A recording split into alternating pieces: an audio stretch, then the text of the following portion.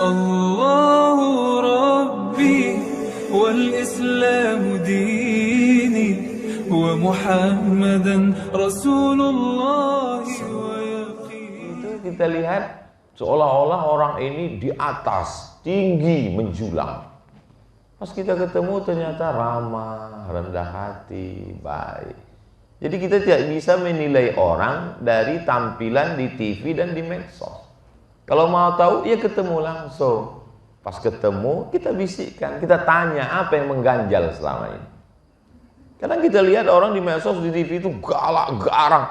Pas ketemu ternyata lembut, baik. Coba tanya, bisikkan ke telinganya. Apa Ustadz radikal?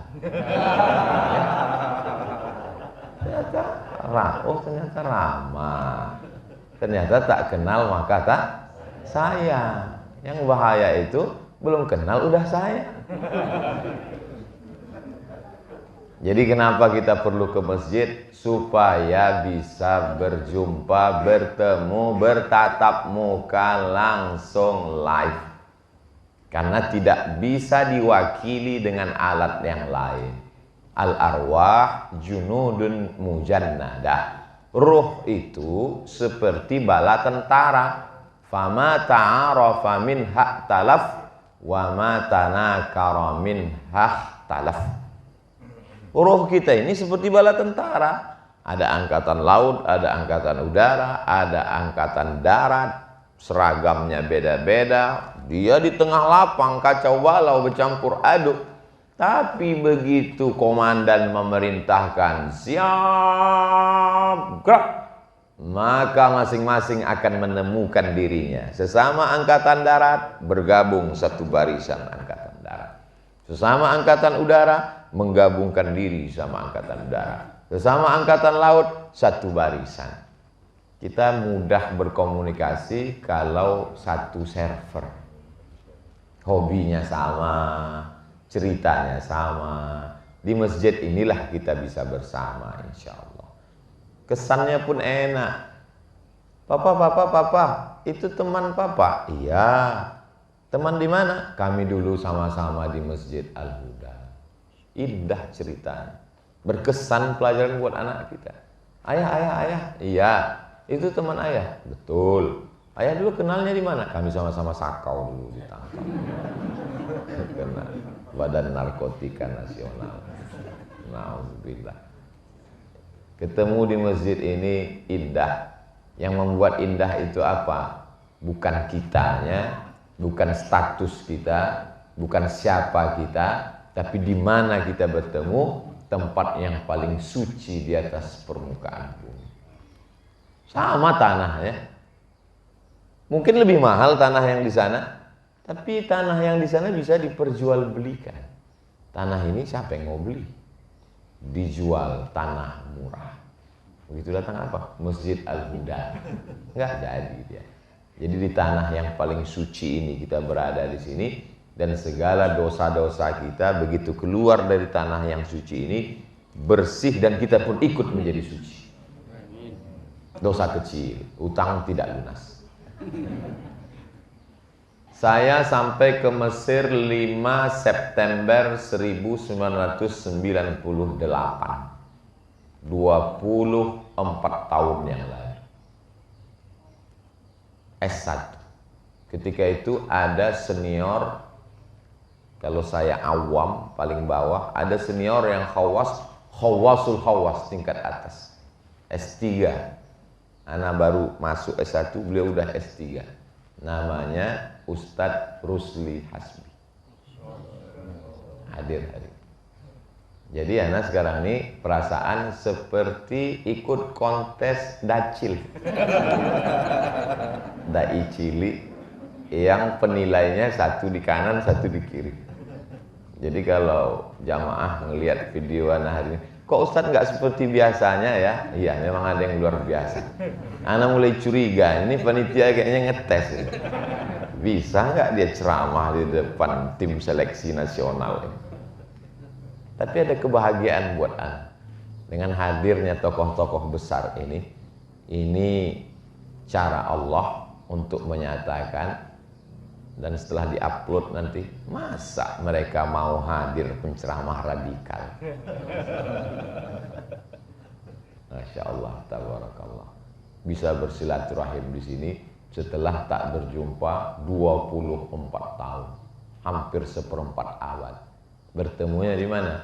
Di Masjid Al-Huda, yang selalu dimohonkan kepada Allah, Allahumma inni as'alukal huda wat-tuqa wal-afafa wal-ghina. Jadi nanti kalau anak ditanya orang, Ustaz Somad selalu menyampaikan hadis Allahumma inni as'alukal huda wat-tuqa wal-afaf wal-ghina. Iya, memang Ustaz sudah pernah dapat? Sudah. Saya bilang. Mana? Ada tuh rekamannya. Saya tausiah di Masjid Al-Huda. Wat-tuqa wal-afafa wal-ghina. Menyambung silaturahim, ukhuwah Islamiyah di masjid. Sekarang banyak orang janjian ketemu di mana? Di kafe. Ceritanya ngalor ngidul tak tentu arah, tidak ada nilai iktikaf di dalamnya. Sedangkan kita dari awal sampai akhir kita keluar masjid ini pahala iktikaf dapat. Makanya kadang di depan masjid itu ditulis nawaitul iktikaf fi hadzal masjid. Di Masjid Agung An-Nur Pekanbaru Riau, begitu sampai naik tangga di atas nawaitul i'tikaf fi hadzal masjid. Masjid Nabawi dulu waktu zaman ana haji umrah, di tiang sebelah kiri begitu masuk babus salam ada tulisan nawaitul i'tikaf. Sekarang dihapus. Heran kenapa tiba-tiba dihapus, diganti kaligrafi lain. Karena orang mengatakan tidak boleh melafazkan niat i'tikaf. Padahal kalau tidak dilafazkan, nanti kita berbolak-balik, habis main handphone, main medsos, kita tak tahu, lupa. Tulisan itu mengingatkan kita. Baik sekali, apa salahnya? Tapi saya yakin dan percaya, andai tidak dituliskan pun, kita sudah ingat. Yang saya sampaikan ini, mengulang kaji, saling mengingatkan, watawasau bil haq, watawasau bis sabr. Berbicara ngobrol di mall, suara azan tidak masuk. Dulu kita di mall, di rumah sakit, azan masuk. Allahu Akbar, Allahu Akbar. Orang naik ke atas. Sekarang sudah tidak masuk karena mati lampu. Bukan karena toanya dicopot. Karena ada pemadaman bergilir sehingga mikrofon tidak hidup lagi. Tapi mikrofon Masjid Al-Huda ini, Masya Allah, subhanallah, tabarakallah. Begitu saya diberi tadi, dipersilahkan oleh Syekh Fikri Thariq, sikit aja saya ucapkan, sawu sufu, langsung khawatir saya. Yang saya khawatirkan jangan-jangan yang berbisik di dalam pun bisa keluar. Saking kan tajam. Itu tadi saya nggak terlalu banyak mengeluarkan, dikit aja suara. Yang herannya nggak kelihatan di mana dipasang. Oh ada. Nah, ini baik sekali karena amat sangat berpengaruh sound system ini. 80% menurut Pak JK. Beliau bisikkan waktu ketemu, Ustaz Somad kalau ceramah sampaikan itu di masjid-masjid. Karena orang di masjid dengar suara imam, dengar suara khotib, dengar suara penceramah, tausiah, tidak jelas apa yang dia. Macam-macam model mikrofon itu, sound system itu. Ada yang modelnya jelas di telinga penceramah, nggak jelas di telinga jamaah. Jadi penceramahnya pede, jamaahnya bingung. Ada model sound system itu jelas di telinga jamaah, nggak jelas di telinga ustadznya. Ustadznya tegang urat lehernya, dia sangka suara itu tak sampai ke telinga jamaah. Ada yang lebih parah lagi, tidak sampai ke telinga jamaah, ustadz itu pun tak mendengar. Sama-sama bingung mereka. Tapi Masya Allah, tabarakallah. Jadi jamaah di seluruh Indonesia dimanapun berada yang mengikuti kajian subuh di Masjid Al-Huda ini, maka kalau kalian mau memperbaiki sound system mikrofon masjid, studi bandinglah ke Masjid Al-Huda. Saya sudah merasakannya. Anda? bagus sekali. Karena tidak terlalu banyak kita mengeluarkan energi, suara kita jelas. Kadang jamaah ini tidak juga bisa disalahkan. Ketika khotib Jumat dia tidur. Seringkali jamaah disalahkan. Kenapa kalian tidur? Kata dia, memang suaranya seperti nyanyian pengantar tidur. Sayup-sayup masuk ke telinga. Setan pula disalahkan. Kata setan, aku nggak ada menggoda. Kata dia. Kadang kita kasihan juga sama setan. Nanti muncul namanya Komisi Perlindungan Setan. Saking sudah banyaknya. Manusia ini tidak memperbaiki kualitas dirinya, tidak memperbaiki kualitas masjidnya. Jadi alat, sarana, prasarana dipersiapkan sehingga orang ke masjid itu nyaman, semuanya nyaman. Letak posisi jam itu juga penting. Jam, sehingga saya tahu pas 5.55. Jadi ingat merek sesuatu. Ini terkadang dipasang jam di belakang. Ustadznya lupa bawa jam tangan. Ya sebentar-sebentar. Kalau ini kan jelas. Ini semua penting, letak. Bagaimana ini di belakang ada satir, hijab, jarak antara laki-laki dan perempuan. Kadang di beberapa masjid tak ada dipasang. Kalaupun ada, rendah di bawah. Kalau ini kan jelas. Sehingga makmum yang di belakang, sop yang paling bagus laki-laki di depan. Kenapa? Karena dia paling jauh dari perempuan. Bukan saya mengatakan yang di belakang tak bagus, bagus. Ini ustadz ini saya udah mau ke masjid, udah alhamdulillah. Ini dia bilang pula sop saya tak bagus. Karena kalau tidak dipasang satir hijab penutup ini, apalagi di sop paling belakang biasanya anak-anak muda, lain bunyi aminnya. Karena dia tengok ini di depan anak gadis. Ghairil maghdubi alaihim waladdallin, kata imam. Amin. Tapi kalau gini kan tertutup, rapi, bersih. Adapun sedang tausiah dibuka karena jamaah ingin melihat ustadz. Jamaah yang laki-laki tidak bisa melihat perempuan. Jamaah perempuan pun tak bisa melihat jamaah laki-laki. Ustadz kan melihat sekali-sekali. Tapi jamaah juga kan pakai masker. Jadi tidak ada fitnah di dalam masjid. Ini semua aturan-aturan ini kita ikuti. Pakai tenda karena mungkin acara seremonial besar. Di Ramadan pun biasa begitu. Masjid, surau, langgar, musola di awal-awal Ramadan pakai tenda. Penyewaan tenda cuma sampai 3 hari. Pas ditanya pengurus, kok 3 hari? Biasanya begitu. Sama nanti di ujung-ujung mau Idul Fitri. Masjid ini mengajarkan kita dalam fikih cuman ada 2, masjid dan masjid jami'. Apa bedanya? Masjid ada Jumatnya, maka disebut masjid jami'. Masjid enggak ada Jumatnya, masjid. Masjid apa Ustaz? Ya masjid aja, enggak pakai aja, masjid. Inilah dia masjid. Nah banyak sekarang orang bingung. Ustadz, kalau dilanggar itu apa pakai usolli sunatan tahiyatal langgar? Itu masjid. Karena ada sholat 5 waktu. Subuh, zuhur, asar, maghrib, isya. Bisa iktikaf di dalamnya. Ini sudah mulai dekat Ramadan. Persiapan. Nanti kami iktikaf di mana Pak Ustadz? Masjidnya jauh. Datang ke masjid kita iktikaf. Nawaitul iktikaf fi hadzal masjid. Seminim-minim iktikaf menurut mazhab Syafi'i adalah lama dikit dari ruku'. Subhana rabbiyal azimi wa bihamdi, subhana rabbiyal azimi wa bihamdi, subhana rabbiyal azimi wa bihamdi. Lama dikit sudah. Tidak disebut iktikaf kalau tidak menyatukan antara siang dan malam, mesti ketemu siang dan malam. Mazhab Maliki.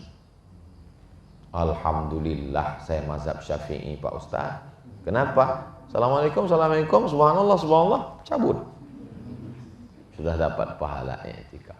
Jadi tadi kita dari mulai jam 5, jam 4 lewat sekian, sampailah jam 5.59, Ini semuanya pahala i'tikaf. I'takafa Rasulullah sallallahu alaihi wasallam fil ashril awakhir min Ramadan. Nabi beriktikaf. Itu waktu afdalnya.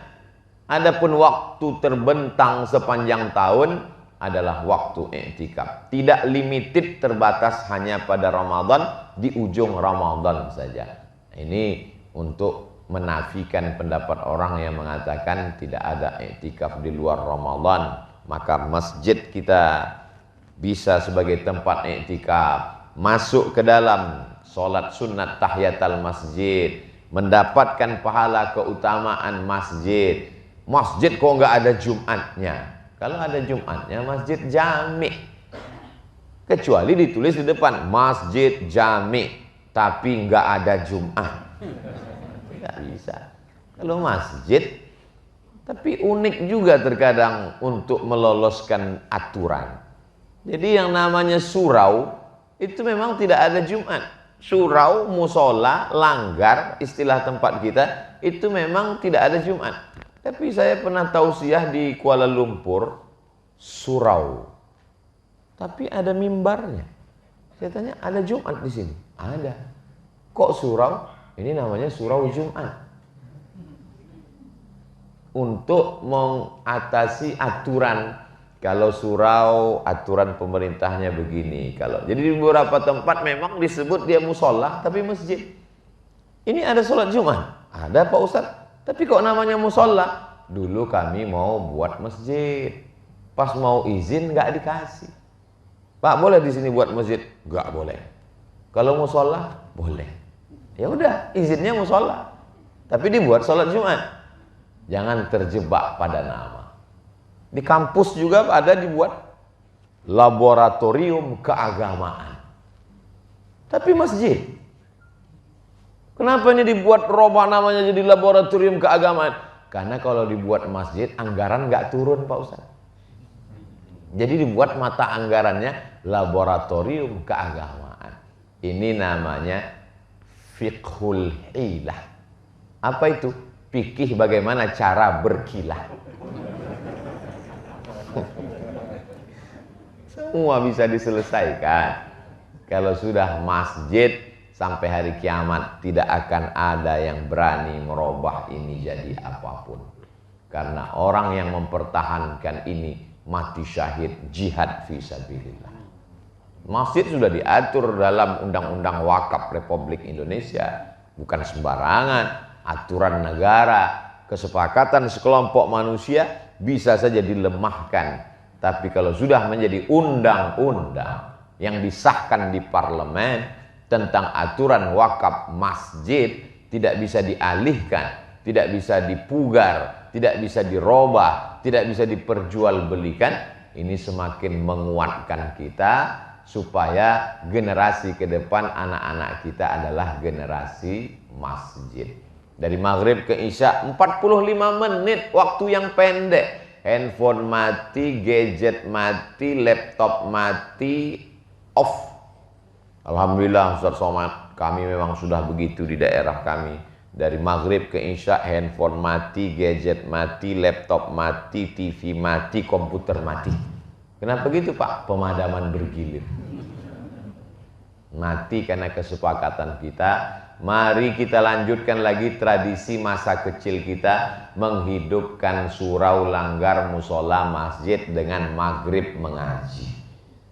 Sediakan guru, belajar Iqra, yang sudah khatam Iqra Al-Quran, yang sudah khatam Al-Quran mulai kajian memahami surat-surat pendek tafsir juz amma, selesai khatam juz amma tafsir surat Yasin. Selesai itu masuk Al-Baqarah, dibaca per kata. Apalagi di tempat kita, Masya Allah, nikmat yang dirasakan Bapak Ibu luar biasa. Ada Syekh Fikri Tariq, ada Dr. Rusli Hasbi. Tidak ada alasan Bapak Ibu tidak paham agama, itu tidak ada alasan. Masjid-masjid lain mungkin ada alasan.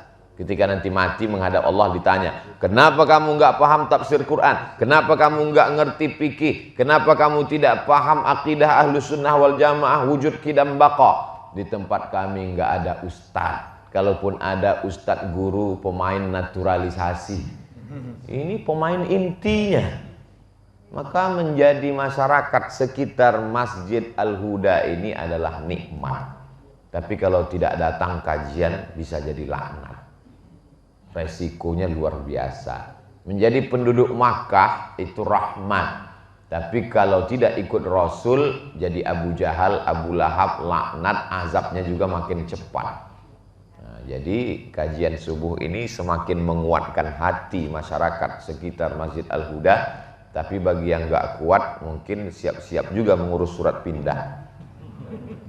Karena dengan adanya masjid kita, ada para asatiz guru, kuatkan lagi keyakinan, apa yang mau ditanya-tanyakan, minta majelis khusus, hari khusus untuk sekedar membuat tanya jawab. Anda bertanya, syekh menjawab. Anda bertanya, doktor menjawab. Karena kadang banyak yang mau kita tanyakan, tapi begitu sudah duduk dekat syekh, hilang.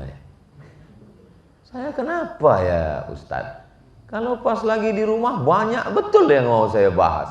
Begitu udah duduk hilang. Itu memang sudah SOS, standar operasional setan. Ini udah kerja dia. Maka kita mensiasatinya dengan cara nulis. Tapi saya kan nggak mungkin bawa-bawa tulisan kertas pena Ustadz. Handphone kita itu menulis, tulis yang mau ditanyakan nanti kalau mau ketemu. Ini semua pelajaran bermakna supaya pertemuan di masjid tidak hampa. Apa yang kamu dapatkan di masjid? Silaturahim. Apa yang kamu dapatkan di masjid? Sholat berjamaah. Apa yang kamu dapatkan di masjid? Tanya jawab. Apa yang kamu dapatkan di masjid? Melihat gerak imam. Dari mulai bagaimana duduk tawarruk, bagaimana duduk tasyahud akhir iftirash, bagaimana letak tangan, bagaimana bunyi makharijul huruf. Nah, ini semua penting. Karena mohon maaf, mestinya yang maju ke depan aqrabuhum ila sunnah, yang paling mendekati sunnah Rasulullah SAW. Anak pakai celana panjang, tidak pakai imamah sorban, jenggot pun lupa dipasang. Syekh Fikri Thariq dari atas sampai bawah, atas imamah, i'tamma Rasulullah SAW, Rasul berimamah, Rasul pakai jubah.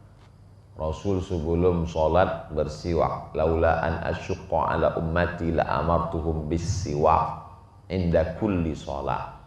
Terus kenapa Ustadz maju ke depan tadi? Beliau persilakan. Bolak-balik saya nolak, silakan. Daripada saya malu tolak-tolakan, takutnya direkam sama jamaah. Tiba-tiba keluar videonya. Nah, itu baguslah saya maju ke depan. Kenapa Ustadz selalu menolak kalau diminta jadi imam? Saya tidak mau merusak persatuan umat yang ada di situ. Saya tak tahu masjid ini berkunut atau tidak, zikirnya jahar atau tidak, habis ini berdoa atau tidak. Karena saya ketua masjid. Kalau saya jadi imam di masjid tempat saya pakai mazhab Syafi'i. Subuh saya baca kunut. Lalu kemudian saya pakai tradisi-tradisi yang dari guru-guru saya, tempat belajar, tempat di pondok dulu. Habis itu zikirnya saya jaharkan. Apa pentingnya Ustadz jaharkan zikir ini? Kami kan sudah tahu semua bacaannya. Siapa jamin kita semua tahu bacaan zikir setelah sholat? Ada orang yang baru taubat. Ada orang yang sudah taubat lama tapi belum tahu zikir bacaan. Ada anak-anak kecil yang anak-anak kecil itu tidak baca buku. Anak kecil itu kalau dia dengar, dia ingat langsung. Jadi dengan menjaharkan zikir, itu sesungguhnya mendidik. Nanti anak kita pulang dari masjid, kita tanya, apa bacaan setelah sholat? Kenapa itu? Itu yang kulihat tadi dari imam, kata dia.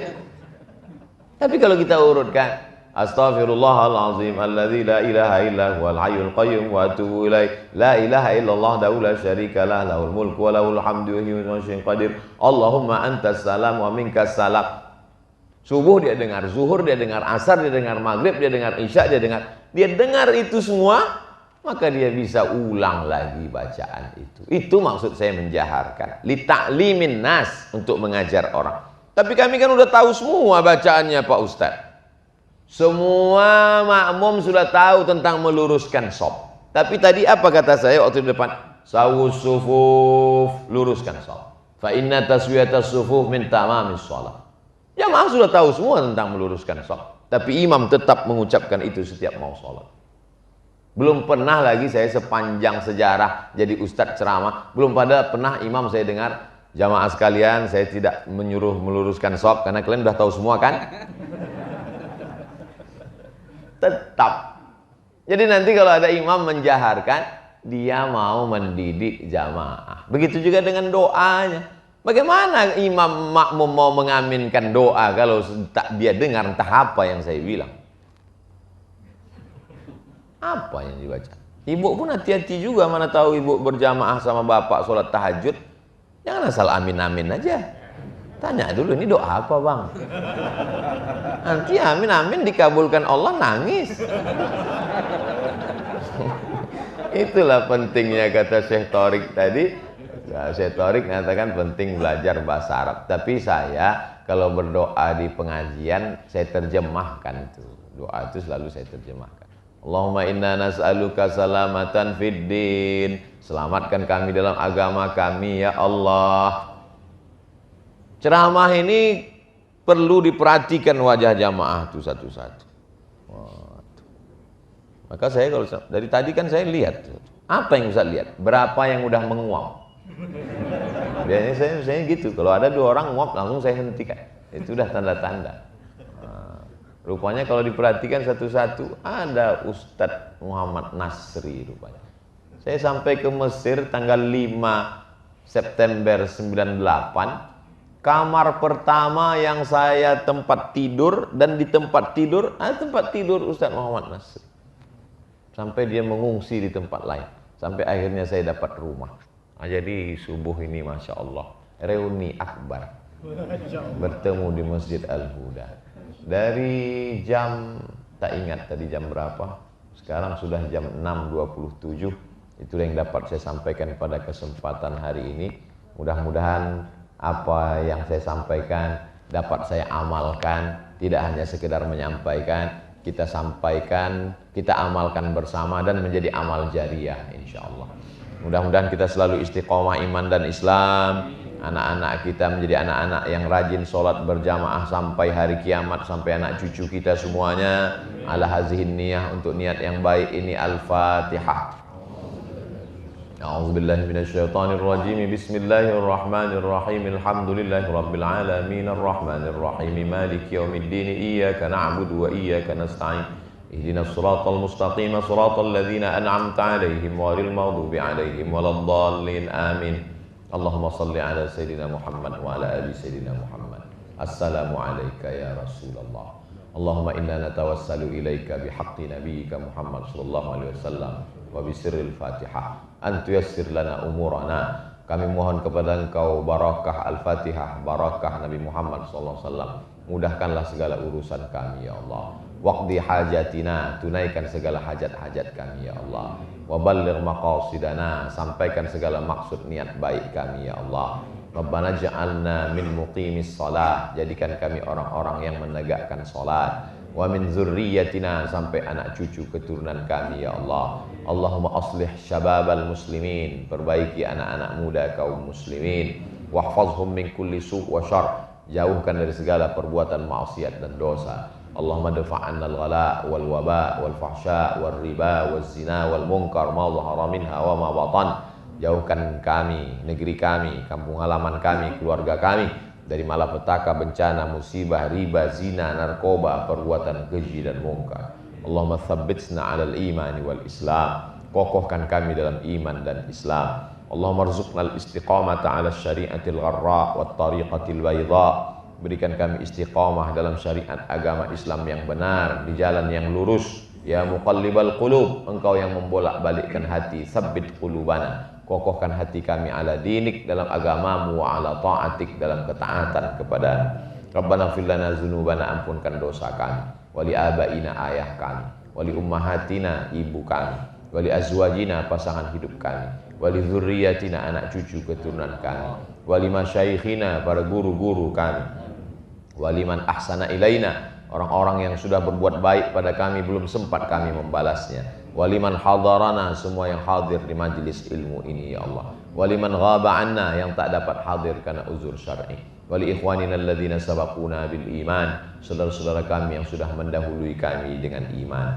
Rabbana atina fid dunya hasanah wa fil akhirati hasanah wa qina adzabannar. Wa sallallahu ala sayyidina Muhammad wa ala alihi wa sahbihi wasallam walhamdulillahi rabbil alamin. Taqabbalallahu minkum minna wa minkum taqabbal ya karim. Terima kasih segala perhatian, mohon maaf segala kesilapan dan kekhilafan. Aqulu qawli hadza astaghfirullah li wa lakum. Wassalamualaikum warahmatullahi wabarakatuh.